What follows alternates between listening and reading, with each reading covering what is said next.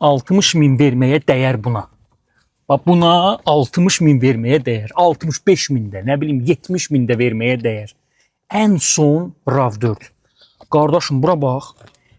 Yəni, gedin oturun təzə Mercedeslərə, bu hardasa belə deyək də, bir 2020, 2019 zat, bütün bax buralar əsir. Düz deyir, Mercedesdir, nədir.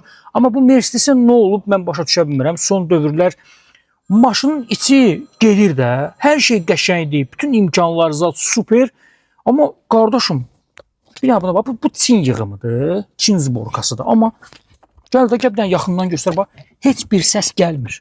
Bax, son model RAV4-ün görüntüsü. Bax, qəşəngdir, həqiqətən də. Çünki bilirsiniz də, mən RAV4-ü son bir neçə ildə heç cürə bəyənə bilmirdim. Həm funksionallıq baxımından, həm imkanlar baxımından, həm dizayn baxımından o deyildi. Sanki bilmirəm, orada yuxulamışdılar, neynəmişdilər, yola verirdilər, neynəyirdilər, amma bu təmiz başqa bir şeydir. Mən deyərdim ki, əlbəttə ki, bu dizaynda artıq Çinlilərin əli var.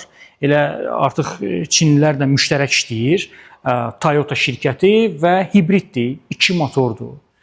Və həqiqətən də yəni sadəcə şedevrdir. Yəni vid, fason super bir şeydir. Maşının arxadan görüntüsü, mən deyərdim ki, bax bu RAV4 yazılmasaydı burada və Toyota'nın balaca bir logotipi burada olmasaydı, siz bəlkə də saatlarla oturub düşünərsiniz ki, bu nə maşındır belə?